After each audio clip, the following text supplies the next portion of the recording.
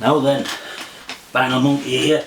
It's 2024 of course, and at the beginning of every new year it seems in the vinyl community everybody jumps on this thing called the vinyl tag. There's a few going around. I think the original, I don't know what is original, but the main one seems to be set by a guy called Rob Walker, no relation, but there are one or two others as well, alternative vinyl tags, but the main thing is that there's, in this case, 20 questions, so I'm going to have to rattle through it. 20 sort of, questions to show something in relation to those questions, and I guess it's to demonstrate the sort of diversity and range in the vinyl community. So hopefully I can add to that. I've got my questions here. There's lots of them, so I've written them all. I've written them down, and I'm going to get started straight away with number one. Show your favourite purchase of 2023. Well, that's a hard one, but I think my favourite one I've decided is this one. This is WHTV. Whittaker, Headley, Tilbrook and Vasey. They were a local northeast based band. This possibly their only LP on vinyl. A few CDs came out. Mick Whittaker, fantastic sort of soulful voice. Johnny Headley, brilliant guitarist. Adrian Tilbrook, top jazz drummer. And Dick Vasey, superb musician and bassist. And I picked this up. I used to have it and lost it over the years, and I picked this up in the brilliant record shop. Sadly not with us now, closed down just after I bought this. That Sounded Out in Stockton, about 8 miles south of here, 10 miles south of here. And sadly the proprietor, the guy who opened that up, and there's a brilliant documentary on YouTube about that record shop. If anybody wants to look it up, but sadly he died in 2023, and I think it looks like the family have just decided to close the business down. But yeah, so that's WHTV, a signed copy as well, my favourite purchase. Number two, the last record I bought in 23. Well, after all that bullshit I talked just before Christmas about, oh, I might not buy any more vinyl for this reason or that reason, I've got too much to listen to, it's bad for the planet, etc, etc. Well, the last record I ordered in 2023, and it just came the other day, is a box set. This is Brian Auger and the Trinity with Julie Driscoll, and the box set is called Far Horizons. It's basically their 4 LPs, though, the first 4, only 4 LPs I think they made under that name, back in the late sort of 60s, late 60s, early 70s. I've seen Brian Auger once or twice in various guises. He's a Hammond organ player, brilliant player. I love the Hammond organ, and I love this box set. I mean, I'm not a collector of box sets usually, but this one, some of them you think, what was the point of that other than to make a few bob? But this one, the original albums, this one, Street Noise, they're beautifully reproduced. The sleeves and the lyrics, and there's a nice booklet which is basically an interview with Brian Auger. And I had none of those LPs. I had none of those 4 LPs. I had some of his stuff on CD, but nothing on vinyl, so really looking forward to getting into that. That's the last one I bought in 2023, Brian Auger, Julie Driscoll and the Trinity, the box set. Question 3, show a band that released 2 albums in 1 year. Well, I've got, lots of bands did that, particularly early on in the 70s, you know, Free, I think Zeppelin did, didn't they? Doll by Doll, great band from the late 70s. The Groundhogs certainly did, but the one I've chosen is the only one that I've got, I think, that released 2 albums last year, and that's the prolific Van Morrison, and the 2 albums, both double albums as well. Moving On, Skiffle, the clues in the title, sort of going back to and rehashing some of this skiffle-based music that influenced him in his youth, and Accentuate the Positive, which is doing a similar thing, but with rock and roll, and there's some original stuff on this one. But beautifully presented. The sound is fantastic. The band that Morrison's put together is, as usual, brilliant, and his voice is on as fine a form as it's ever been. So, Van Morrison, 2 albums in 1 year. Question 4. If you could only listen to music from one decade, what would it be? Well, there's great music in every decade. Bit of a funny question, really, but it would be the 60s or 70s, I thought, and then I thought, no, I'm going to go for the 70s because, you know, from the sort of heavy blues rock, the Zeppelin stuff, and Black Sabbath stuff, which started to grow in the very early 70s, through glam rock, and I was right into T-Rex, prog rock, and then punk rock, which really was a game changer for me. Just a brilliant decade, so I'd stick with that one, I think. Question 5, show some Manchester music. Well, the one I'm showing is Calling Manchester, is the title of the album. It's by Paul Heaton and Jackie Abbott. Well, Paul Heaton, I knew Paul Heaton wasn't from Manchester originally, although I'm sure he lives in Manchester now. I always thought he was from Hull or Sheffield, because he's a Sheffield United fan. But in fact, I did have to look this up. In fact, he's moved about as a kid. He moved about all over the place, and it was only he happened to be in Hull when he formed his first band, the House Martins. But Paul Heaton's just been a great artist, and seems to me, never met the guy, but seems to me a great bloke. Consistently produced great songs through the House Martins, the Beautiful South, and beyond. This one's with his friend Jackie Abbott, Manchester Calling, from a couple of years ago, I think. Yeah. The band I most listened to in 2023, well, I think that probably would have been, given all the videos I did on it. I did lots of Van Morrison, my top 10 favourite songs from this decade, that decade, etc. And given the length of that series, I re-listened to all of his albums, and so I guess he was the one. But taking that out of it, who did I listen to most? And I think that probably my go-to, certainly if I want some music to relax, it's on an evening, I just want to chill. Jazz piano is perhaps my thing, and the person I've listened to most probably this year, Thelonious Monk. This is Palo Alto. We've got quite a few Monk albums, absolutely brilliant. Other than Van Morrison, the person I listened to most in 2023. Show 7 inches. Well, I don't collect 7-inch records as a rule. Even as a kid, my preference was always I would rather save up for an album than buy a 7-inch. I was always an album sort of person, if you like. But I do have a couple of boxes of 7 inches, and I just thought I'd show some that A, were by people who made great singles, and B, have got pictures on the sleeves, because otherwise there's no point showing them probably. But Elvis Presley, the fantastic T-Rex, this is Children of the Revolution. Slade, the first big band I ever went to see when I was 14-year-old, absolutely loved them. Elton John, just a brilliant artist right through the 70s particularly, and this is the fantastic Rocket Man. Kate Bush, beautiful picture there of Kate Bush, some great singles. The Jam, brilliant singles and album band, as are The Cure, and finally, changing tack a little bit, Paul Simon. So there's 7 inches. Question 8, the 4 people I'd like to invite to a dinner party. Well, I thought about this, and these can be alive or dead, so that was that opened it up quite a lot. And there are just so many I would love to invite, so I thought I would sort of restrict it a bit, and then I thought I'd have an Irish dinner party. I'd invite 4 Irish people along.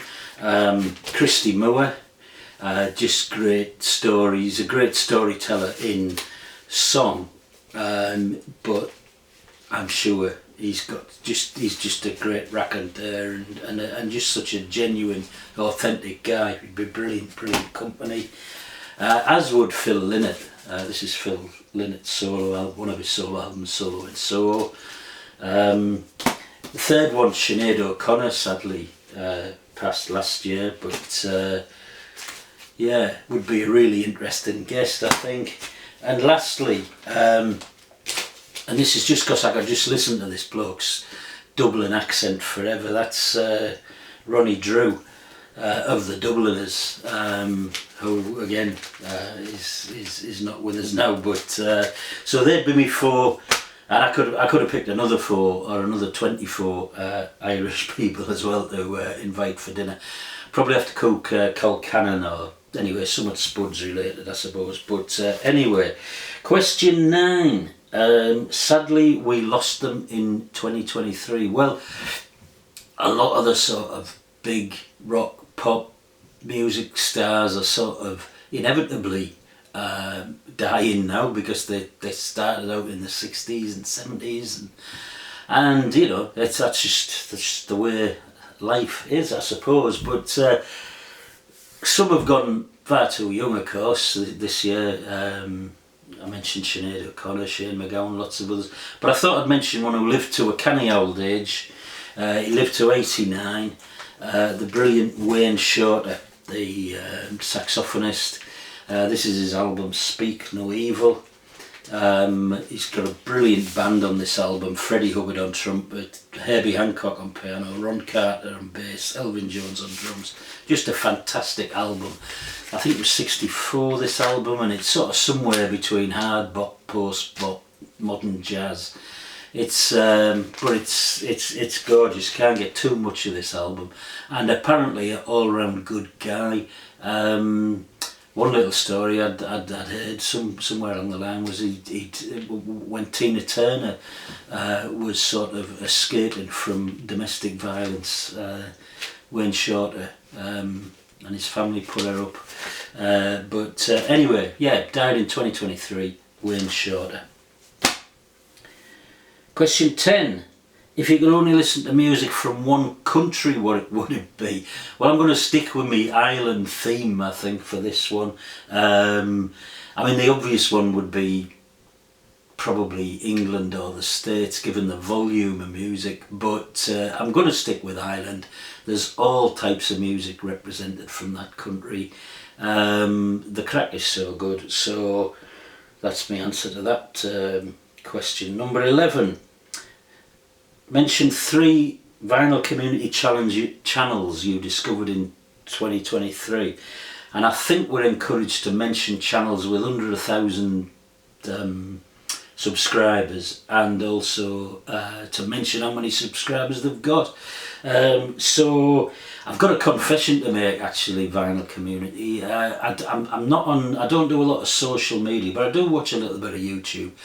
But I think I calculated that the vinyl community was probably down at number 5 or so in terms of the types of channel I watch. I think the main one I watch is probably left-wing politics, followed by maybe photography, followed by fishing and various types of fishing, followed maybe by art criticism, and then after that, somewhere down there is vinyl community. So I don't watch a great deal of it, and I should watch more, and maybe I could learn something and improve these videos. But anyway, 3 of the ones I think I discovered around about over the last year or so, which I really enjoy. Harris Pilton, he's from down in Southampton, other end of the country from me. Really funny, love his sense of humour. And his taste in music, and often get pointed to something I'm not familiar with as well. He's got about 1,000 subscribers, I think. Berwickshire Mike, I'm going to mention, coming back to my end of the country. He's just north of me, and he, I was going to say he's an old punk like me, but he's more of a punk than me. He's got some great punk music in his collections. He's younger than me, certainly worn a lot better than me, but yeah, Berwickshire Mike, that's a really good channel. And the last one I'm mentioning really for the soul music and for the style of his presentation, Craig Danger. Really like his channel, always upbeat and witty and positive, and yeah, it concentrates, but not exclusively on soul music. So, and he's Berwickshire Mike has about 400 and odd, and Craig Danger about 500 and odd, I think, subscribers. But yeah, 3 I've watched this year. Record number where are we? Number 12. A record I bought as a teenager. Well, I mean, loads of records I bought as a teenager, and I could have done some of the glam rock stuff or some of the heavy, Deep Purple, Free, those sorts of records, Zeppelin, I bought as teenagers. But I always used to like something different, and I used to watch the old Grey Whistle Test, I used to listen to John Peel, I used to, you know, try and get something that maybe my mates weren't familiar with. And I used to get some stick for some of the records I used to listen to. This was one of my favourites, and none of my mates they thought I was mad for getting into this guy. This is Leon Redbone, Double Time. Leon Redbone, he sings he reinterprets songs from the 1910s, 1920s. He does it absolutely brilliantly. They're all old standards from those times, but he's just a classy, stylish guy, and this is my favourite of his albums. I've got a few of his albums there. Bought this one when I was about 17, I think, 16, 17. Love it. Question 13. Show a funk, soul or disco record. Well, could have picked any out of there, but I thought I'd show Isaac Hayes. This is Hot Buttered Soul. This is not just a brilliant record, but a brilliant artist, and he certainly covered all of those bases, funk, soul, disco, brilliantly. Question 14. Show a record everybody has and a record nobody has. Well, a record everybody has, Dark Side of the Moon. So ubiquitous, I never ever play it these days. It's almost as if you just, you know, it's hard to find something new in it for me. And for me, Pink Floyd were one of those bands that got less interesting the further they went on. And I think this was the start of the dip into really, you know, not interesting to me anyway, but Dark Side of the Moon, Pink Floyd, everybody's got it. The one I don't think anybody will have on the vinyl community, this is James Leonard Hewitson, Only the Noise Will Save Me. The reason I think nobody will have it is that, as it says there, they only produced a run of 100 albums, and I bought 2 of them, one for me and one for my son. He's a brilliant songwriter, James Leonard Hewitson. The song on here, standout track, oh bloody hell, Deader. Hang on. Yeah, Deader. I've got that right, yeah, Deader. Absolutely brilliant. But there's loads of standout tracks, fantastic album. And it's on the brilliant record label Butterfly Effect, who just brought a book out about how a couple of guys from Middlesbrough have set up their own record pressing plant from nowhere, really, from absolute scratch.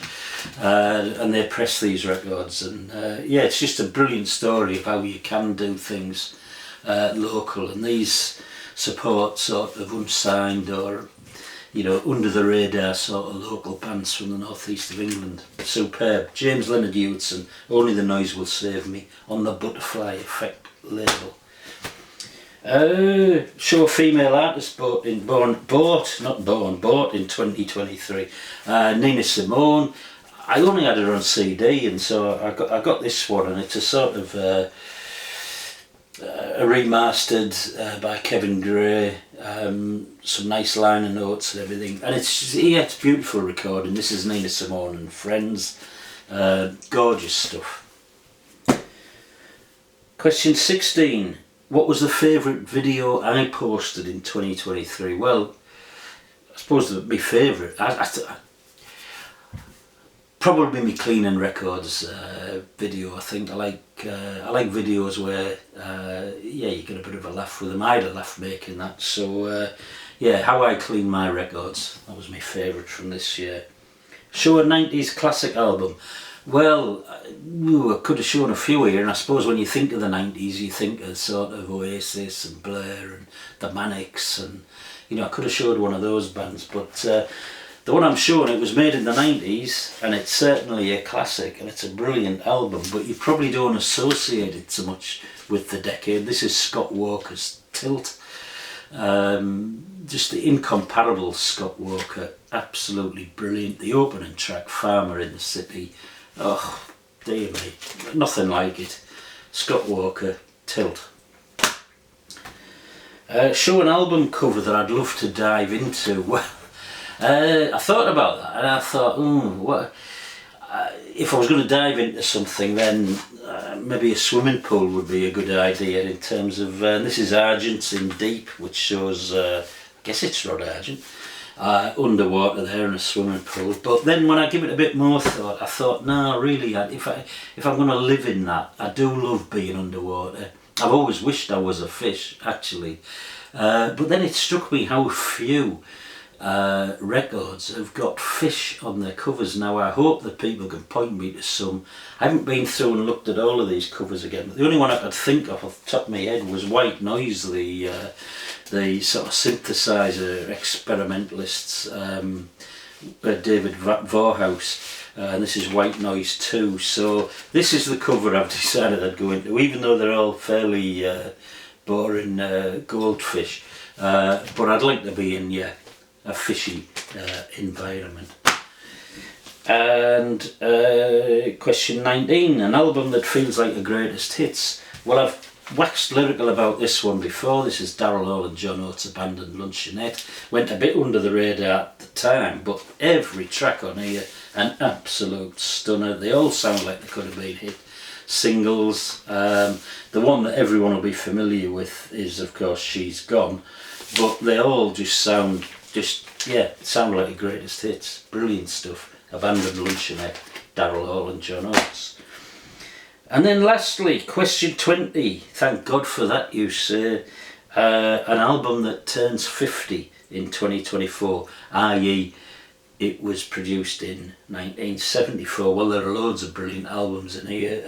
I thought I'd pick a sort of a classic or something by a classic artist, and Bob Dylan's Planet Waves came out in 74, so that'll be 50 this year.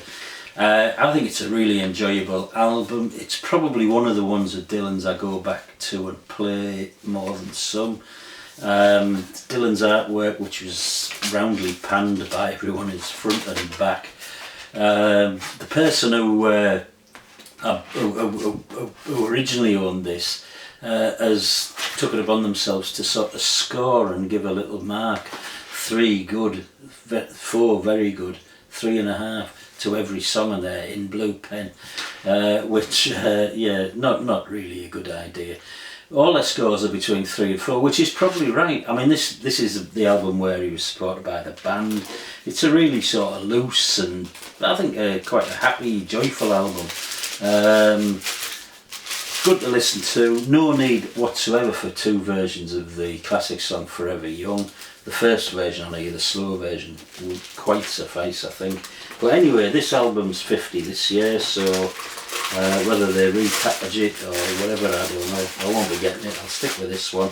And that's me lot, that's me 20 questions. Thanks to Rob Walker for setting them, thanks to everybody else for having a go, and I'll be out of action for a couple of weeks, but hopefully back on a weekly video towards the back end of this month. Cheers, see you later everyone.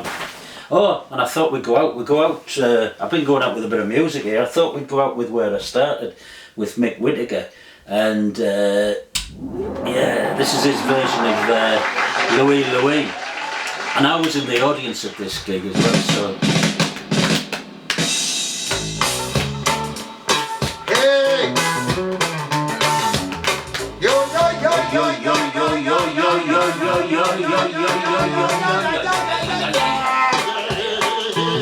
what a voice. We got a feed us up. So I say, Louis, Louis. Oh baby, we got to go, yeah, yeah, yeah. So I sing Louis, Louis. Oh baby, we got to go, yeah, yeah. Well, we should leave the party. Cheers everyone. Ta-da.